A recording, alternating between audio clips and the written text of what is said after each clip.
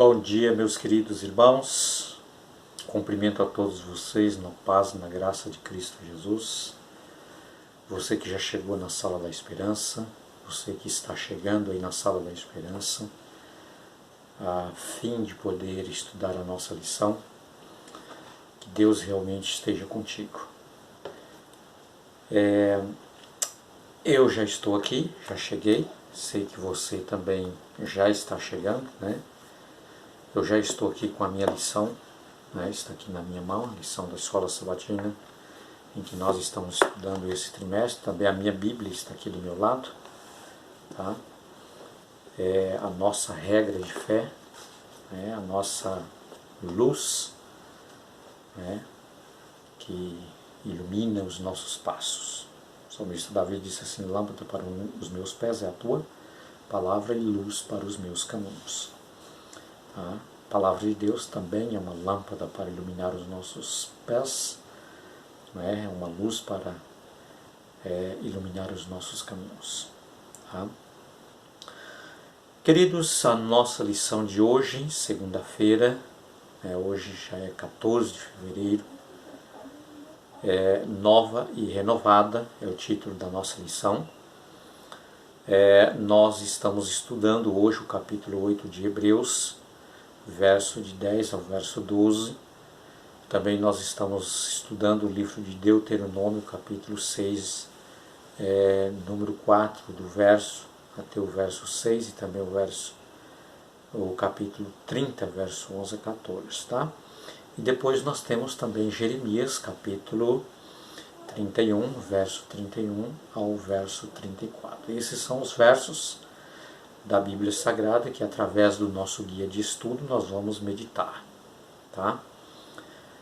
Dois pontos importantes aqui para nós podermos compreender, está no título da nossa lição: nova e renovada.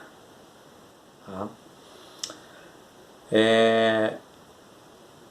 O escritor de Hebreus, né, apóstolo São Paulo, ele queria que os seus leitores, né, que o seu público pudesse compreender o que era a nova aliança, o que significava essa nova aliança.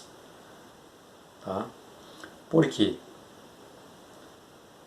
Queridos, os cristãos judeus que haviam se convertido ao cristianismo, seguido a Jesus, aceitado a Jesus como seu Salvador, com o passar do tempo, através das pressões de perseguições vinda pela liderança judaica, aos cristãos judeus que haviam aceitado Jesus como seu Salvador, foi tanta que alguns deles, começaram a perder a fé, perder a esperança, a desviar, dos caminhos do Senhor e querer voltar à sua velha vida, sua velha religião, antiga religião. E foi aí que Paulo, preocupado com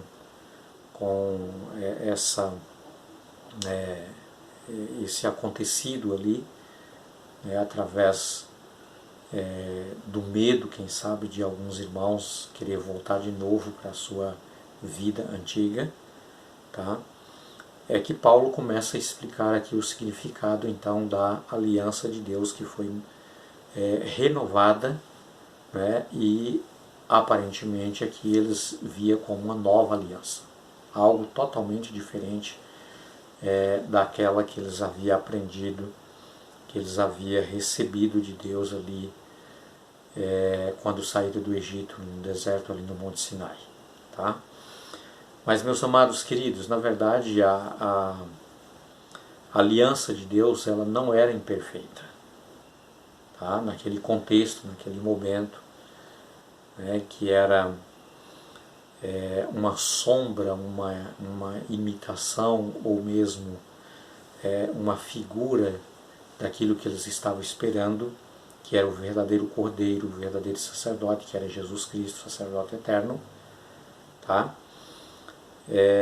Não tinha nada de errado e nem era imperfeito, era exatamente o que eles tinham, que Deus as tinha concedido. Eles precisavam ter fé, ter esperança no cumprimento de que Deus iria enviar o seu Filho amado como nosso Messias. Tá? O erro do povo de Israel, e cada vez que eles erravam, Deus precisava renovar a sua aliança com eles, era porque naquela trajetória do deserto, da viagem que eles estavam indo em direção à Terra Prometida, muitas e muitas vezes, como nós conhecemos em Deuteronômio, eles quebraram a aliança de Deus. Né? Quebrar a aliança de Deus em não confiar em Deus, em murmurar das promessas de Deus, embora os milagres de Deus, os sinais que Deus fez na vida deles, era indiscutivelmente, né? Mas mesmo assim eles endureciam o coração para não crer em Deus.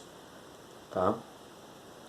E foram muitas e muitas as vezes que Israel quebrou a aliança de Deus, desviando dos ensinamentos de Deus por meio de Moisés e indo adorar os deuses pagãos, que eles tinham essa influência desde o Egito, né? E quando eles saíram do Egito, isso não foi deixado por eles. Às vezes eles saíram do Egito, mas o Egito não saiu deles, continuou seguindo eles no coração deles. Tá? Inclusive os deuses pagãos que eles haviam aprendido a adorá-lo, tá? E mesmo, né, Deus fazendo tantos sinais e prodígios diante deles, não foram capazes, né, deles se converter totalmente a Deus. Né? E por isso eles quebravam a aliança de Deus muitas e muitas vezes, mas Deus estava sempre renovando a sua aliança. Tá? Por isso uma aliança renovada, porque Deus é o Deus da misericórdia, o Deus da graça, o Deus do perdão, o Deus da segunda chance que Ele dá para nós. Né? E esse Deus maravilhoso não foi diferente com o povo de Israel. Ele estava sempre renovando a sua aliança para com eles. Tá? Agora, nova, meus queridos, né? Porque todas as vezes que a aliança era renovada, eles viam algo parecido com algo diferente, comparando com, né, o paganismo que estava dentro deles e que eles volta e meia quebravam a lei de Deus, a aliança de Deus, através da sua rebeldia. Tá? Então, quando eles voltavam, quando eles ouviam a voz de Deus, essa aliança se tornava como nova para eles. Mas ela também, meus queridos, foram demonstradas assim, entendida e aceita como nova, embora Deus já o havia no passado prometido esta aliança renovada, tá? Prometido essa aliança como uma nova, porque o povo de Israel tinha os mandamentos de Deus, as ordenanças de Deus, inscrita em tábuas de pedra, tá? Como os 10 mandamentos, por exemplo. Né? Mas, meus queridos, aqui a promessa de Deus em Jeremias, no capítulo 31, versos 31 a 34, Deus disse que viria dias em que Ele iria não mais inscrever a sua lei, os seus mandamentos, em tábuas de pedra, né? Ou mesmo em papiros ou rolos, enfim, mas Deus prometeu que iria escrever no coração dos seus discípulos, né? E ia imprimir na sua mente.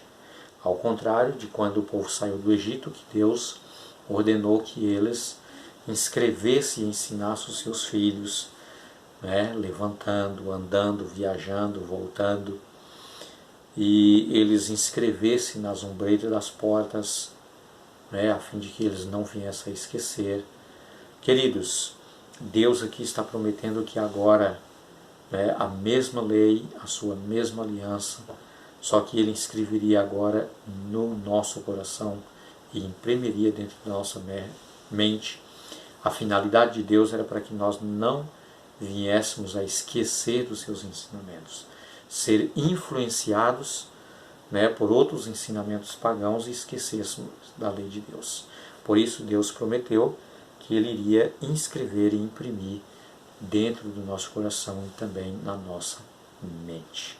Tá?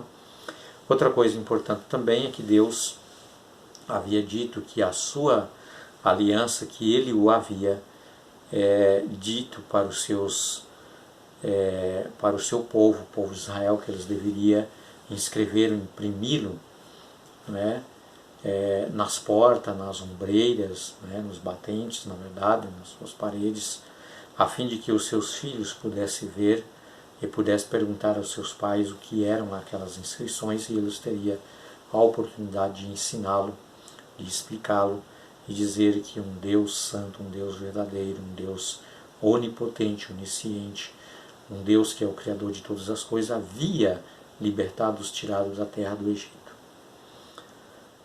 Mas a palavra de Deus diz aqui que ao Deus também imprimir na nossa mente, inscrever no nosso coração, Ele prometeu, meus queridos, que além disso Ele faria um milagre pela sua graça.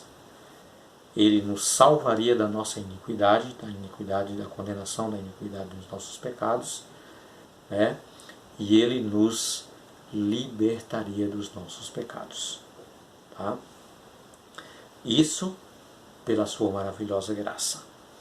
Como também, meus queridos, Deus havia dito, né? Ele disse, Paulo aqui está falando, que o Evangelho de Jesus Cristo, do sacrifício do Cordeiro de Deus que tira o pecado do mundo, da ressurreição de Jesus e a sua segunda volta, seria anunciado a todos, grandes e pequenos, né, velhos e novos. Todos ouviriam.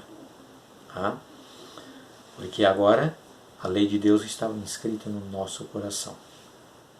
E Deus o faria isso para que nós pudéssemos não esquecer, mas viver os ensinamentos e também ensinar outras pessoas.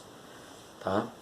Todos teriam a oportunidade de conhecer a Cristo Jesus. O Evangelho de Cristo está sendo anunciado, pregado, cada vez mais em todo o mundo. Tá?